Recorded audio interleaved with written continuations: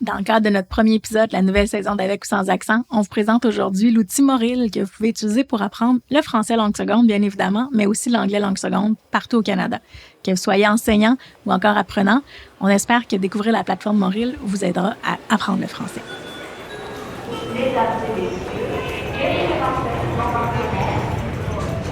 Bonjour à tous, je m'appelle Tania Lompré.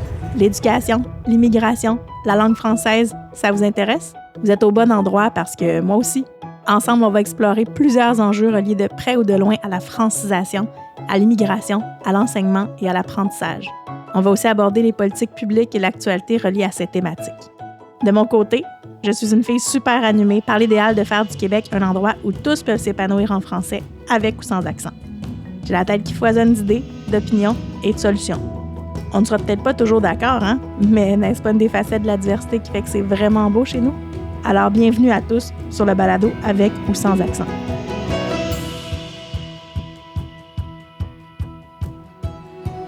Je suis vraiment super contente de vous retrouver pour une 3e saison. Donc, j'espère que cette saison-ci vous plaira autant que les autres. Si vous nous découvrez aujourd'hui, vous pouvez aller aussi écouter nos 2 saisons précédentes. Donc, avec ou sans accent, qui est un balado qui s'intéresse à plein de choses, mais surtout à l'apprentissage des langues, à la francisation, à l'éducation, à l'immigration. Et cette saison-ci sera toujours dans les mêmes types de thématiques. On vous présentera aussi dans les prochains épisodes plusieurs invités pour plusieurs choses. On va se parler autant de sujets plus scientifiques que plus reliés à la didactique, mais aussi reliés plus spécifiquement à l'immigration. On va aller un peu partout cette saison-ci, donc on espère que vous serez avec nous. Et aujourd'hui, pour le retour, j'avais envie de vous présenter un outil pédagogique là, qu'on peut utiliser autant comme enseignant en classe de langue qu'apprenant qui décide en fait de se lancer dans l'apprentissage du français ou de l'anglais, qui est une plateforme qui s'appelle Moril. Moril qui a été développée par Radio-Canada, la plateforme que vous connaissez tous. Et aujourd'hui, en fait, je vais recevoir l'équipe, une partie de l'équipe qui est derrière Moril, donc qui vont vous présenter là, comment Moril a été bâti et comment on peut utiliser Moril en classe. Donc, pour ceux qui ne connaissent pas du tout Moril, je vous invite à aller peut-être télécharger l'application sur le site de Radio-Canada, sur la plateforme de Radio-Canada. Donc, vous allez pouvoir retrouver en ligne au moril.ca. Et évidemment, là, suivre ce dont on se parle, là, si jamais vous ne connaissez pas l'outil. Si vous connaissez déjà l'outil, si vous êtes enseignant ou apprenant, vous allez voir que Moril a plusieurs nouveautés depuis les derniers mois, les dernières semaines. Donc, vous allez pouvoir aller tester. Pourquoi je vous présente Moril et pourquoi je décide de le faire aujourd'hui avec vous? C'est parce que comme enseignante, surtout en début d'année scolaire, je pense qu'on cherche tous à trouver des nouveaux outils, à découvrir des nouvelles choses, à avoir plus d'outils, là, plus de ressources dans sa boîte en enseignement. Donc, souvent, on va chercher des nouvelles activités, des trucs en ligne, tout ça. Puis Moril, qu'est-ce que c'est? C'est vraiment une plateforme qui va présenter des extraits authentiques. Puis quand on parle de matériel authentique, c'est vraiment du matériel pédagogique qui n'a pas été fait en vue, en fait, d'apprendre la langue. Donc, par exemple, on va avoir sur Moril des extraits de télévision, donc des extraits de vidéos, de séries, de bulletins de nouvelles qui ont été présentés, conçus partout au Canada, donc oui, au Québec évidemment, mais aussi dans toutes les autres provinces, donc par exemple en Ontario francophone, en Acadie, mais aussi dans les provinces anglophones pour le côté anglais, apprentissage d'anglais aussi. Donc c'est vraiment une plateforme d'ici qui a été faite par des gens d'ici pour des gens d'ici qui apprennent une des 2 langues officielles. Donc je suis très heureuse de vous présenter Moril aujourd'hui et j'espère que vous pourrez l'utiliser dans le cadre de vos cours ou de votre apprentissage du français. Notez bien là, que si vous êtes à l'extérieur du Canada, la plateforme n'est pas utilisable là, à cause des droits d'auteur, mais sinon, j'espère que vous allez l'utiliser et j'espère aussi que ça va vous donner plusieurs idées pour bonifier justement votre planification de l'année scolaire qui commence. Et n'hésitez pas à nous faire part de vos suggestions si vous avez d'autres outils coup de cœur, mais on vous en présentera quelques-uns au courant de cette année. Donc, je vous laisse tout de suite avec l'entrevue que j'ai réalisée avec certains membres de l'équipe de Moril. Donc, bonjour tout le monde. Donc, aujourd'hui, on vous présente l'équipe de Moril, la plateforme d'apprentissage des langues secondes, français et anglais, qui est faite par Radio-Canada et on rencontre en fait plusieurs personnes de l'équipe de Moril qui vont vous parler de ce qu'elles font et de l'outil que vous utilisez peut-être déjà en classe ou que vous allez apprendre à connaître ou découvrir complètement aujourd'hui avec nous. Donc, je vous présente nos invités aujourd'hui, puis je vais peut-être leur laisser aussi dire qu'est-ce qu'elles font chez Moril et quels sont leurs rôles. Donc, on a Anne, Rosa et Gabrielle avec nous aujourd'hui. Donc, Anne, est-ce que tu peux te présenter et dire ce que tu fais chez Moril? Oui, merci Tania. Je m'appelle Anne Hébert, je suis responsable de l'application Moril. Donc, j'étais là au tout début du projet Moril. Donc, je m'assure qu'on a une plateforme attrayante pour les utilisateurs et qu'on réponde bien aux besoins des apprenants partout au Canada. Autant pour le français que l'anglais. Et je suis entourée d'une incroyable équipe dont Rosa et Gabrielle font partie. Très bien. Et Rosa, est-ce que tu peux nous expliquer qu'est-ce que tu fais chez Moril? Oui, alors moi, je suis rédactrice de contenu en français langue seconde. Donc, je fais partie d'une petite équipe pédagogique, donc deux rédacteurs en français, deux rédacteurs en anglais. Et puis, donc, on s'occupe vraiment de tout le contenu pédagogique dans l'application. Puis, je suis aussi une ancienne professeure de langue, surtout l'espagnol et le français comme langue seconde. Et Gabrielle, qu'est-ce que tu fais de ton côté? Oui, bonjour. Donc, moi, je suis la designer attitrée aux produits, designer UX, UI. Donc, je m'assure que les besoins des utilisateurs sont répondus, que aussi, c'est sur les besoins de business et de faire vraiment une expérience qui soit cohérente.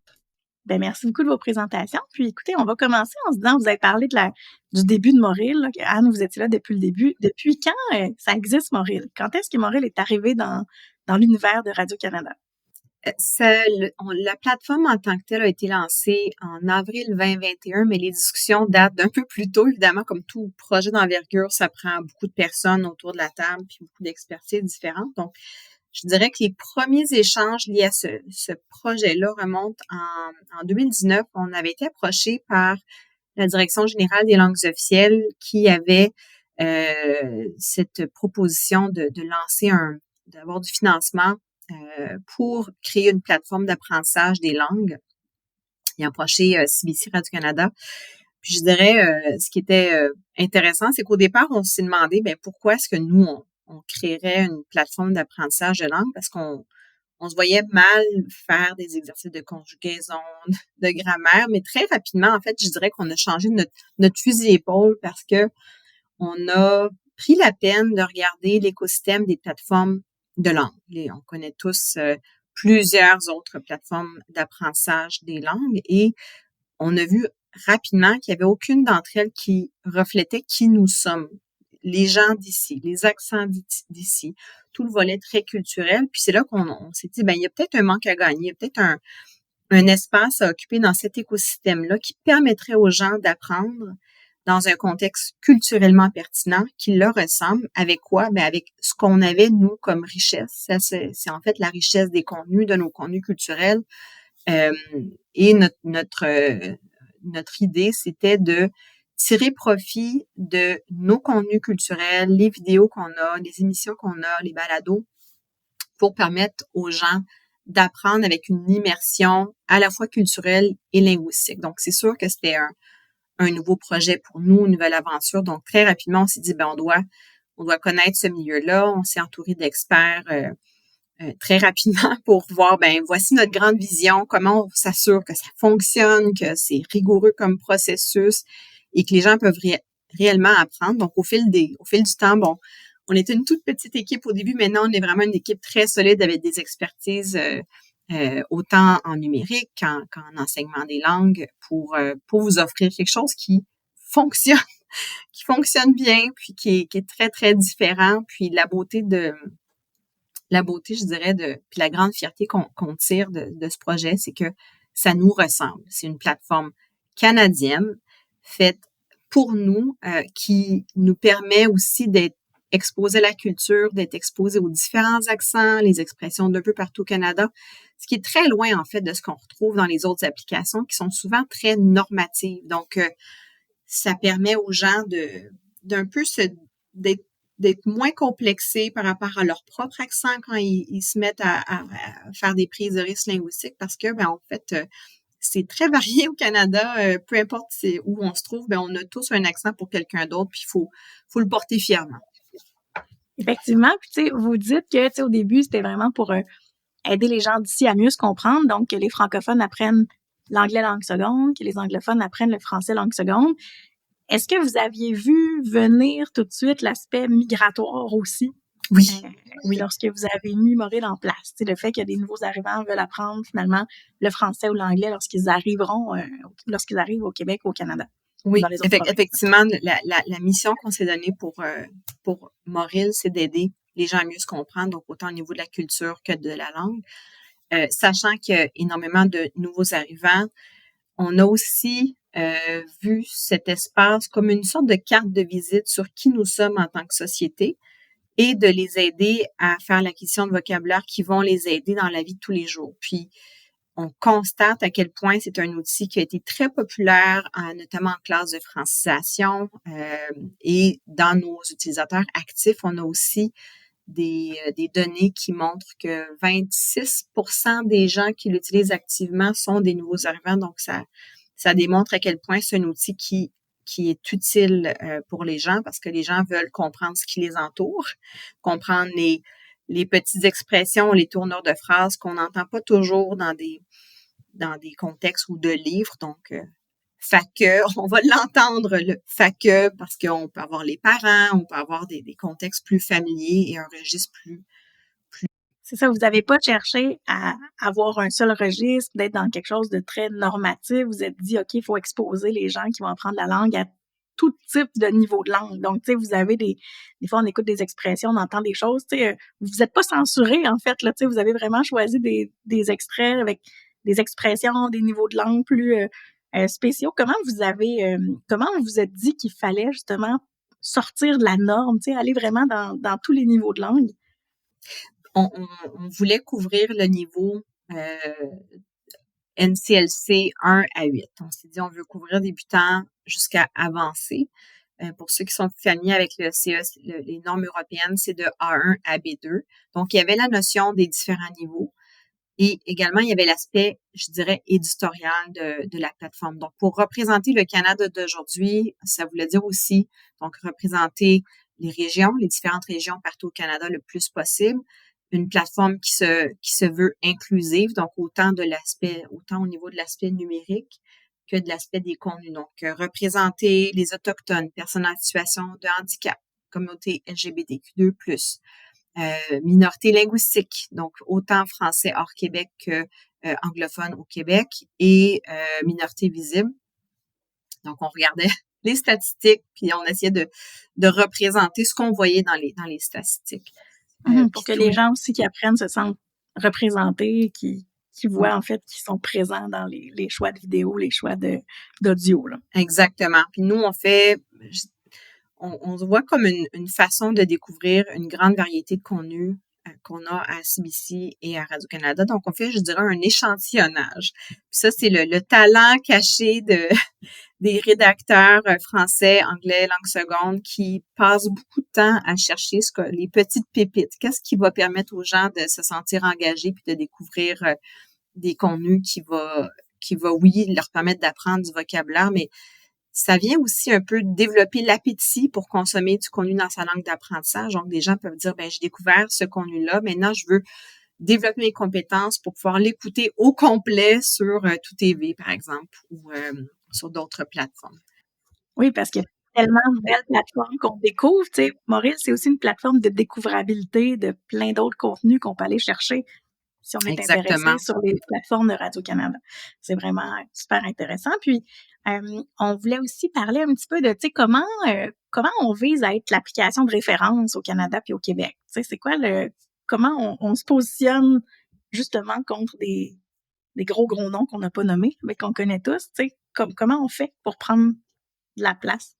C'est de comprendre ce qui nous distingue, de comprendre ce qui est notre valeur ajoutée, puis c'est vraiment l'aspect local, les accents d'ici, les histoires d'ici qui fait toute la différence, puis c'est ce qui est apprécié aussi par les gens qui l'utilisent. Pas simplement le fait que ça soit Radio-Canada qui le développe, donc c'est comme un gage, je dirais, de rigueur, mais c'est la variété des contenus, les contenus authentiques. Parce que si les gens utilisent une application avec un français très normatif, c'est pas certain que quand ils vont aller chercher un café au coin de la rue, qu'ils vont comprendre le débit, ce que la personne va dire. Il y a peut-être un régionalisme ou une tournure de phrase différente. Donc, c'est très ancré et très collé à la réalité d'ici. Ben, c'est bon. Ben, merci beaucoup. Tu sais, puis comment, dans le fond, on a oublié de le dire tantôt, mais Moril, c'est disponible en fait partout. Hein. Tu sais, on peut avoir accès à Moril sur un ordinateur, sur une tablette, sur un téléphone intelligent. Tu sais, les gens peuvent choisir vraiment toutes sortes de plateformes en fait pour y avoir accès. Puis, est-ce qu'on, tu sais, par exemple, nous, on est écoutés un peu partout dans le monde. Est-ce qu'on peut avoir accès à Moril si on habite au Guatemala et qu'on veut se préparer à Malheureusement, en non. Alberta, par exemple? À cause des droits pour ces contenus-là, le contenu ne peut être que consommé au Canada pour des droits d'auteur, en fait. Puis, est-ce qu'on peut utiliser Moril? Tu sais, Rosa, toi, t'es vraiment une experte au niveau pédagogique. Tu étais enseignante aussi. Est-ce qu'on peut l'utiliser dans une classe? Tu sais, par exemple, moi, je suis enseignant au primaire, au secondaire, aux adultes. Est-ce que je peux utiliser Moril, par exemple, sur mon tableau numérique ou en grand groupe, ou c'est vraiment quelque chose qui a été conçu pour apprendre seul? Non, absolument pas. Vraiment, n'importe qui peut l'utiliser. C'est vraiment fait pour tout le monde, pour les profs, pour les apprenants qui veulent apprendre par eux-mêmes aussi. Donc, puis nous, on est des enseignants de langue, donc on sait par expérience combien de temps ça prend à aller chercher du matériel authentique, puis l'adapter aussi selon les niveaux de nos apprenants. Donc, c'est ça. Donc, toute cette tâche-là a été faite déjà. Donc, on a déjà fait le travail de sélection, on a déjà rédigé les questions. Donc, tout est prêt à être utilisé en salle de classe. Puis, donc oui, il y a vraiment une panoplie d'activités qui peuvent être faites en grand groupe, en petit groupe, en salle de classe. Donc, en grand groupe, tout simplement, on peut partager notre écran devant la classe et faire en grand groupe quelques activités dans la section explorée, par exemple, qui est plus de l'apprentissage libre, il y a du contenu catégorisé par grands sujets, grandes thématiques, par exemple, vie quotidienne, sport et loisirs, alimentation. Donc, vous pouvez, c'est ça, selon la matière que vous enseignez à ce moment-là, vous pouvez choisir du contenu à faire en grand groupe. Puis une activité dans Moril peut aussi être un point de départ pour introduire des concepts grammaticaux, du vocabulaire que vous voulez aborder cette journée-là. Par exemple, une scène à l'épicerie peut servir de point de départ pour introduire des articles partitifs pour le prix 2 pour 5 $, pour situer dans l'espace, sur la tablette, dans la circulaire. Donc, vous pouvez aussi travailler la prononciation ensemble avec des exercices de discrimination auditive, par exemple. Puis, en petit groupe, je dirais que c'est une belle opportunité pour travailler l'expression orale. Par exemple, pour les apprenants débutants, on peut tout simplement leur demander de recréer une scène qu'ils ont vue dans Moril ou de pratiquer le vocabulaire avec des jeux de rôle. Par exemple, on a une série de leçons spécifiques qui sont spécifiques au restaurant. Donc, comment communiquer au restaurant. Donc, comment réserver une table, comment commander, comment décrire la nourriture, comment payer l'addition. Donc, tout ça peut être pratiqué en salle de classe, donc en petits groupes là, avec des jeux de rôle. Puis au niveau plus avancé, ben vous pouvez animer des discussions sur les thèmes qui sont abordés dans les vidéos. Puis aussi, Moril peut être utilisé tout simplement comme devoir. Donc, pour un apprentissage plus autonome, on peut tout simplement leur demander de suivre le parcours à leur propre rythme, de faire quelques activités ici et là par semaine. Ou de faire des activités dans la section explorée, donc en lien avec ce qui a été vu en classe, donc tout simplement pour consolider leurs apprentissages. Donc voilà, et il y a vraiment plein d'idées d'activités, puis pour d'autres idées comme ça, on vous invite d'ailleurs à vous inscrire à notre infolette pour les enseignants, puis vous serez aussi au courant de toutes nos nouveautés qui sont à venir.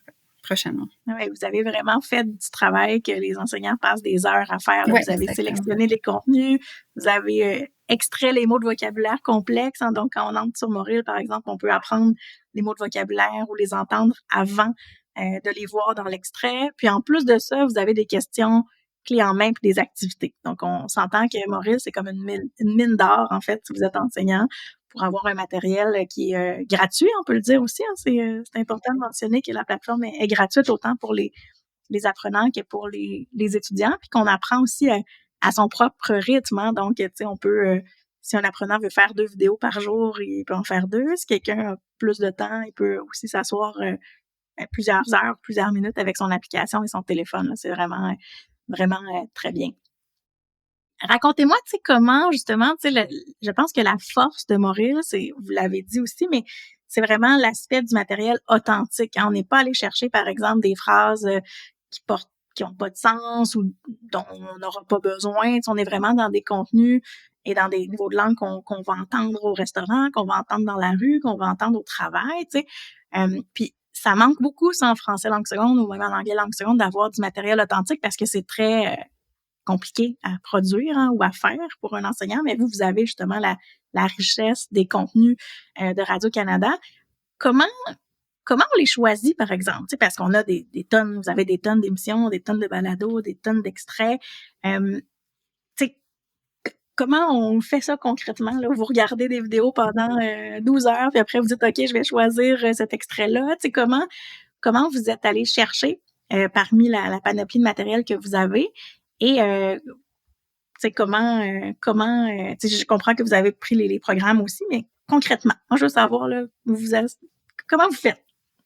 Oui, donc on est allé piger vraiment un peu sur toutes les plateformes de CBC Radio-Canada, donc que ce soit sur tout.tv, Radio-Canada Info, des balados. Donc on voulait vraiment avoir une grande variété de genres, puis de sujets aussi. Puis on voulait aussi avoir du contenu pour tous les niveaux. Donc, c'est sûr que pour les niveaux débutants, on a besoin d'aller chercher des scènes dans des séries de fiction, par exemple, donc des scènes de la vie quotidienne. Donc, pour que les apprenants apprennent justement à communiquer dans différents contextes, donc à l'épicerie, au travail, à la banque, chez le médecin. Donc, vraiment, il y a eu beaucoup de recherches, beaucoup d'écoute au visuel. Donc, les débutants ont besoin vraiment d'avoir beaucoup de visuels aussi. On peut pas leur donner un balado à écouter de 10 minutes. On voulait les exposer à différentes expressions idiomatiques, à différents accents. Donc, on n'entend pas juste l'accent québécois. Donc, on voulait entendre aussi l'accent franco-ontarien, français-asquois, acadien. Puis, on voulait aussi mettre en valeur justement la réalité des communautés francophones minoritaires partout au Canada aussi. Donc, voilà. On voulait vraiment chercher du contenu le plus authentique possible avec des contextes réels pour justement que les gens puissent plonger dans la réalité. Ouais. Puis c'est ça. Puis on sait qu'une des plus grandes motivations pour apprendre une langue, c'est cette volonté d'entrer en relation avec les autres, d'appartenir à une communauté linguistique. Donc, on veut vraiment donner confiance aux gens pour affronter différentes situations de communication. Puis est-ce que c'est plus difficile de trouver du matériel justement pour des débutants? Parce que, tu sais, on s'entend que, tu sais, si on est sur les niveaux avancés, 6, 7, 8, tu sais, on peut aller chercher un extrait balado, un extrait plus long, un extrait où il n'y a pas de support de l'image, mais tu sais, quand tu es avec des gens qui ne parlent pas du tout ou qui arrivent, qui téléchargent Moril pour la première fois puis qui ne parlent pas du tout ni français ni anglais, est-ce qu'il y a eu un défi particulier au niveau des niveaux débutants, justement? Oui, quand même, c'est bien. Le grand défi, c'est la durée des vidéos. Donc, on peut pas, c'est ça. C'est difficile de trouver une vidéo complète de 5 minutes, là, puis puis de se dire, OK, ça, c'est un segment parfait pour les débutants. Non, il faut vraiment trouver des petits segments, donc du micro-apprentissage, donc de quelques secondes jusqu'à 1-2 minutes, donc pour les niveaux débutants.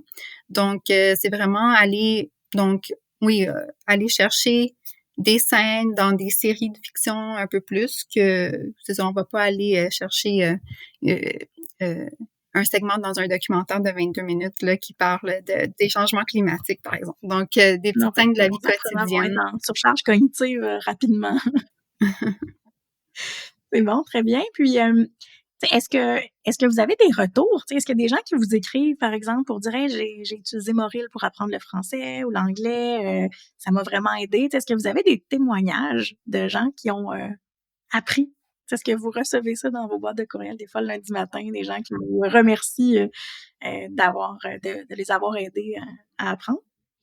Oui, c'est certain qu'on reçoit des gens qui nous écrivent. On est aussi quand même beaucoup sur la route. On se déplace dans certains événements, des congrès. Par exemple, le Salon de l'immigration à Montréal, on était là à quelques reprises. Puis les gens viennent nous voir, reconnaissent Moril. Puis ce qui revient souvent, c'est que les gens disent qu'ils apprennent des choses en même temps qu'apprendre la langue. C'est donc disant j'ai appris du vocabulaire sur l'hiver et j'ai appris aussi comment un igloo était construit. Donc c'est vraiment ça. Ouais, c'est vraiment très gratifiant de savoir qu'on travaille sur un projet qui fait vraiment une différence dans la vie des gens puis que c'est utile. Puis d'ailleurs on a fait un sondage aussi pour voir est-ce que Moril aidait vraiment les gens. Puis 82% des répondants disaient que Moril les a aidés à gagner en confiance dans leurs compétences linguistiques. Donc pour nous, c'est vraiment une donnée qui fait chaud au cœur de voir que c'est efficace. Donc les profs seraient fous de s'en passer. C'est ça, parce que, pour les enseignants qui enseignent en classe, avec des apprenants qui sont là pour vrai, on voit tout de suite une reconnaissance, il y a un lien qui se crée, alors que quand on crée ça pour une plateforme, on n'a pas nécessairement de retour là tout de suite, là, fait que c'est peut-être un peu plus complexe, mais ça doit être plaisant de les voir. En tout cas, moi, je peux vous dire que les apprenants avec qui je l'utilise, ils aiment beaucoup ça. Puis, vous avez parlé de la culture, puis, je pense que la culture aussi, c'est un aspect très motivant, hein. La motivation va faire en sorte que les gens vont s'engager davantage, dans leur apprentissage.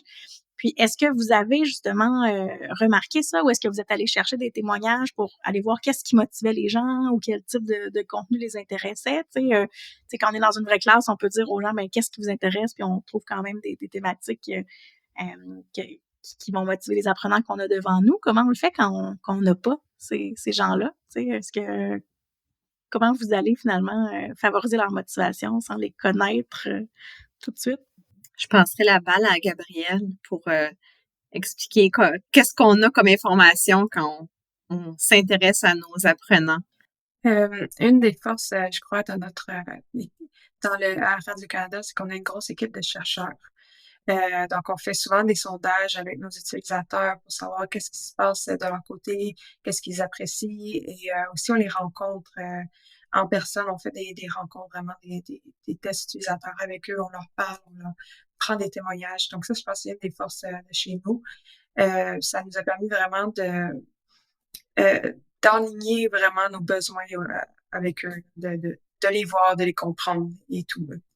Les rencontrer comme ça, super bien. Puis justement, aussi, quand les gens commencent à apprendre, souvent, on va sentir, en fait, qu'ils sont moins en confiance, hein, ou quand ils n'ont pas vu travailler justement avec du matériel authentique. Je pense que ces choix-là, puis suivre les motivations des gens, ça leur permet justement de gagner en confiance, de pouvoir réutiliser les contenus, puis on leur dit souvent aux gens, ils ont peur de faire des erreurs, vous n'osez pas parler, mais avec Moril, justement, ils prennent confiance parce qu'ils sont pas nécessairement en train de parler à quelqu'un, ils peuvent se pratiquer seuls avant d'arriver dans les vraies situations de communication, puis comment vous faites en fait pour favoriser justement ce sentiment d'appartenance-là à la communauté linguistique, que ce soit le français ou l'anglais, est-ce que vous pensez que ces choix-là font en sorte que les gens ont envie de s'intégrer au groupe?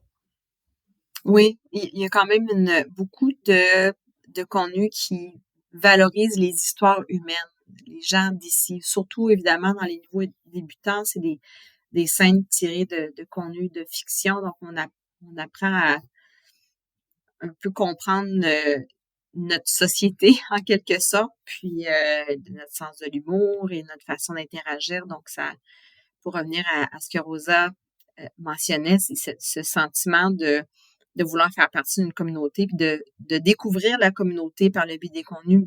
C'est là qu'on a cet avantage-là par rapport à d'autres plateformes, puis ça va répondre à ce besoin-là des apprenants c'est un peu comme en préparation à une vraie rencontre, ben ils comprennent Oui, mieux le sujet d'une certaine manière.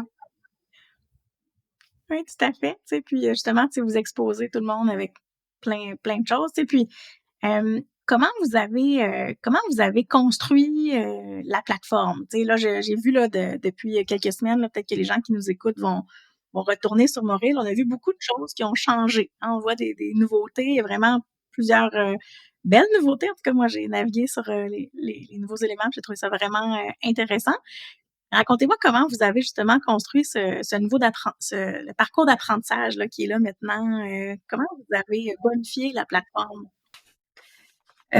Ça a été vraiment un gros travail d'analyse des données qu'on a faites au cours des dernières années. Puis ça nous a vraiment révélé que la majorité de nos utilisateurs arrivaient au niveau débutant. Puis et la marche entre les niveaux débutants et les intermédiaires, même niveau débutant 3 et plus, était très élevée. Donc, on s'est dit qu'il y avait comment dire, il y a une réflexion qui nous a vraiment amené à repenser la structure et repenser aussi l'organisation de nos contenus pour vraiment prendre par la main les niveaux débutants.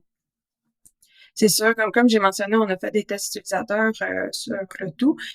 Ça a fait aussi qu'on n'a pas oublié nos utilisateurs qui sont actuels, qui aiment le fait d'avoir une certaine liberté dans les contenus. Parce qu'on s'entend, l'ancienne version, on allait dans les niveaux, on choisissait les vidéos qu'on voulait écouter.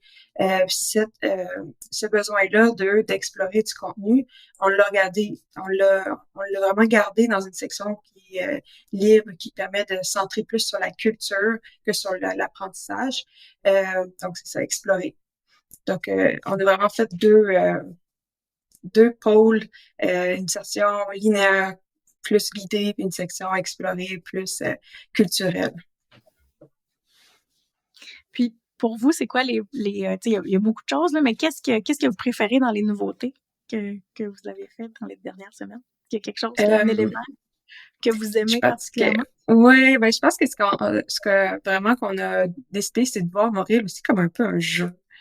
Il faut que ça soit le fun d'apprendre. Il faut qu'on puisse avoir des micro-plaisirs à force d'avancer dans le jeu.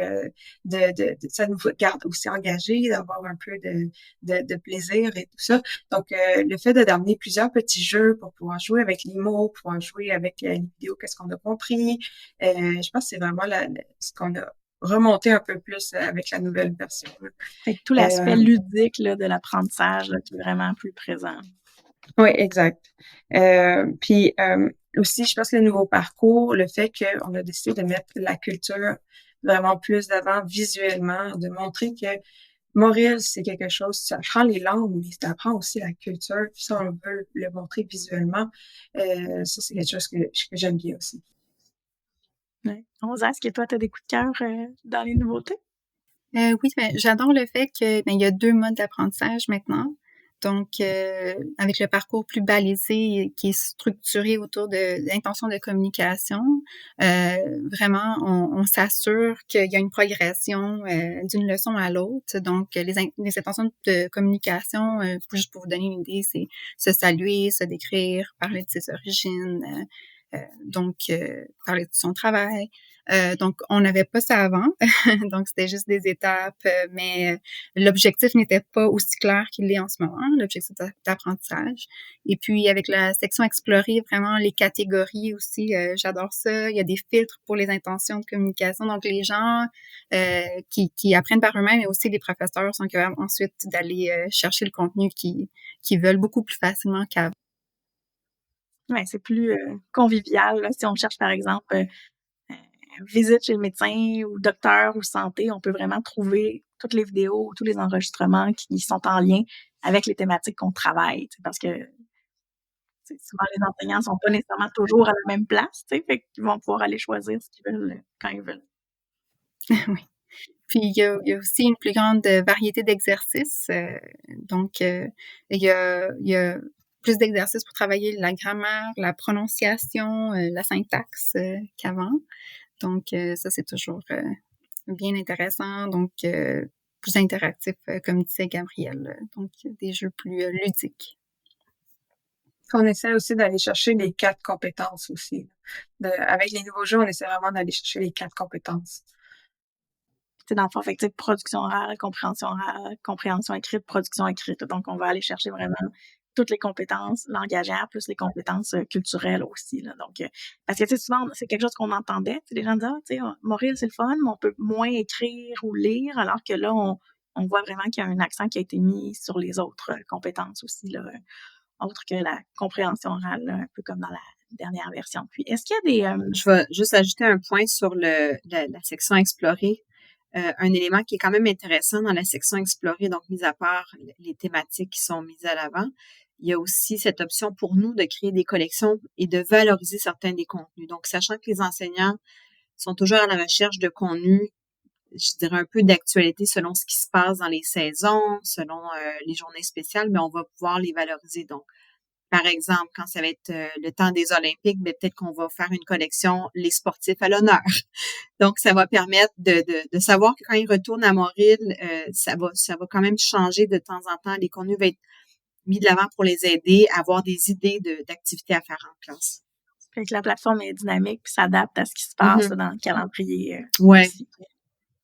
Puis, tu sais, quand on fait une grosse plateforme comme ça, est-ce qu'il y a des enjeux qu'on rencontre? Parce que, tu sais, quand on se met à écrire un livre de français ou un guide thématique, il y a toujours des défis dans le chemin, là, ou quand on rédige. Comment ça se passe quand on fait une plateforme grosse comme Moril? Quels sont les enjeux que vous rencontrez? Est-ce qu'il y en a? Ben, comme tantôt, Anne a expliqué que l'équipe était plus grosse que qu'est-ce qu'on a commencé. Mais ça reste qu'on est une petite équipe de développement, et on n'a pas non plus une grande équipe de rédacteurs pédagogiques. Donc, ce qui nous amène, c'est vraiment, il faut faire un gros travail de priorisation de tout ce qu'on veut mettre avant. Parce que c'est sûr que si on avait infini de possibilités, on ferait tout ce qu'on voudrait, mais on peut pas. Il faut vraiment venir prioriser. Donc, un des exemples qu'on a, c'est vraiment, on voulait faire les débutants 1 à 4, on voulait développer le nouveau parcours pour ces 4 niveaux-là, mais justement, par petite équipe, on a dû vraiment prioriser les débutants 1 et 2. C'est ça aussi que, vu qu'on écoute beaucoup nos utilisateurs, ça nous aide à prendre des bonnes décisions sur ce qu'on va prioriser. Je remercie d'ailleurs les enseignants qui écoutent, parce que je sais qu'il y en a beaucoup qui font la promotion auprès de leurs élèves. Ça donne un beau coup de pouce pour nous. T'sais, on fait pas ça pour à des fins commerciales, là. C'est vraiment un projet qui nous tient à cœur. On veut que le plus de personnes le découvrent parce que c'est un produit fait pour les gens qui apprennent. Essayez de le faire rayonner le plus possible, s'il vous plaît. Oui, tu sais, puis même les apprenants entre eux, là, tu sais, souvent quand dans les communautés, là, tu sais, j'utilise telle application pour m'aider, tu sais, puis finalement les gens finissent par la découvrir aussi, là, bouche à oreille d'enseignants, mais aussi de gens qui apprennent, là, qui sont, c'est super intéressant aussi, tu sais, puis tu sais, moi, je suis certaine quand même qu'il y a des gens qui vont écouter ça aujourd'hui, qui vont découvrir quand même Moril, tu sais, que c'est la première fois qu'ils vont l'utiliser. Et tu sais, je trouve ça super important, en fait, qu'on puisse justement en parler sur la plateforme puis faire en sorte que les gens l'essaient, tu sais, parce que des fois, on entend une plateforme, Moril, je sais que ça existe, tout ça, mais on va pas nécessairement la tester, on va pas nécessairement l'essayer.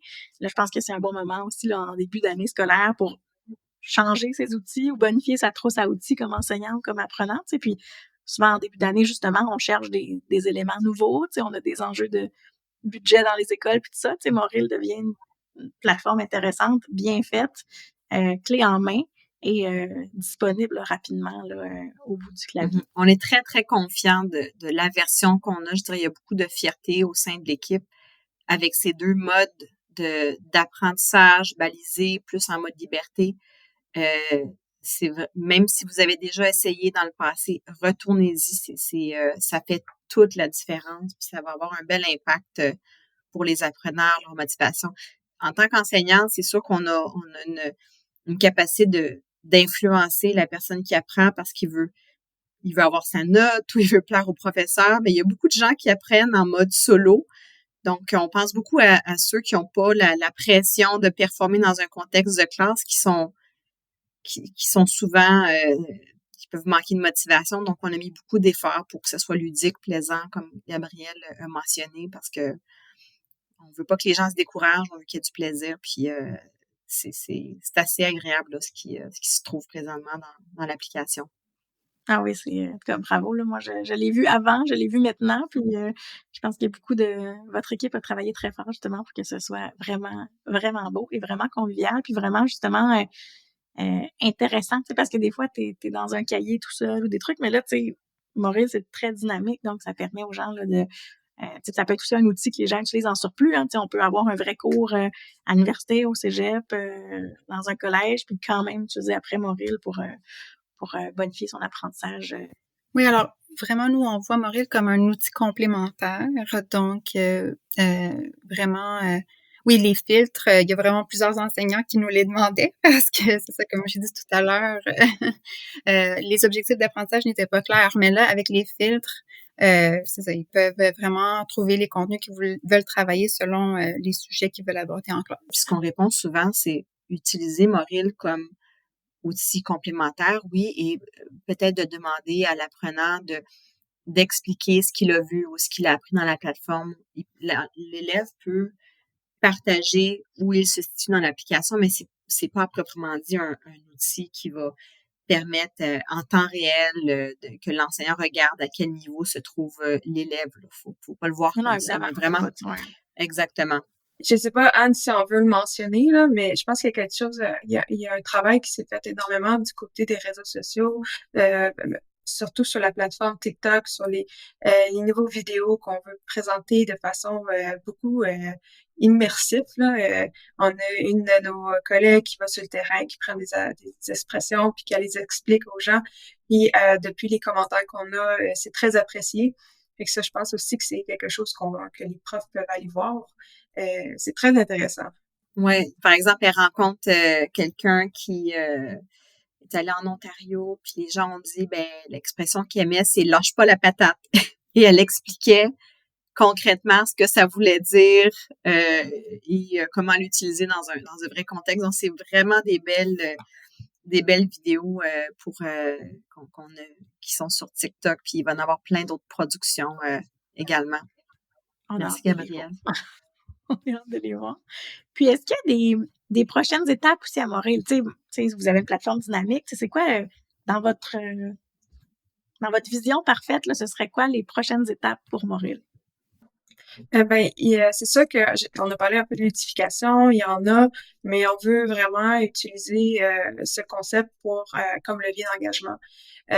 Puis, une des façons, c'est d'utiliser des mécanismes de jeu dans des environnements non ludiques. Donc, prendre des systèmes de points, prendre aussi des éléments qui sont sensoriels pour venir chercher les émotions des utilisateurs, que ce soit aussi des leaderboards ou des choses comme ça. C'est vraiment des mécanismes de jeu. Puis on va les adapter dans notre application. Aussi, on veut rajouter un concept, c'est le juice. C'est quand même assez... c'est un concept très web. Le juice, ça fait référence à un feedback, une rétroaction d'un geste d'utilisateur. Donc, tu fais un petit geste, ça va te donner une réaction. Puis ça, on sait que c'est vraiment des éléments qui apportent beaucoup d'engagement auprès de nos utilisateurs. Puis, à partir de ça, on va avoir des fonctionnalités qui vont plus se développer tranquillement. Donc, on veut mettre en place des motivations à long terme pour que les gens puissent se mettre des buts. Moi, je veux être sur Moril parce que je veux apprendre ça. Se faire aussi des missions à court terme. Aussi, on veut ajouter un système de points pour pouvoir toucher les 4 compétences. Il y a beaucoup de choses qui s'en viennent. Pour que les gens ne lâchent pas la patate en cours de route. Exact. C'est bon, merci beaucoup. On espère que les gens qui nous ont écoutés, là, faites pas juste l'écouter, allez télécharger l'application sur votre ordinateur, sur votre téléphone, testez-la, donnez-nous des nouvelles de comment ça va, l'utilisation dans votre classe. Donc, merci beaucoup Anne, merci beaucoup Rosa, merci beaucoup Gabrielle d'avoir été avec nous aujourd'hui pour ce premier épisode de la nouvelle saison d'Avec ou sans accent. Un grand merci. Merci beaucoup. Merci infiniment d'avoir écouté Avec ou sans accent aujourd'hui. J'espère que nos échanges ont été aussi stimulants pour vous que pour moi et que vous serez à l'écoute pour les prochains épisodes. Avant de vous laisser partir, permettez-moi de vous poser une question.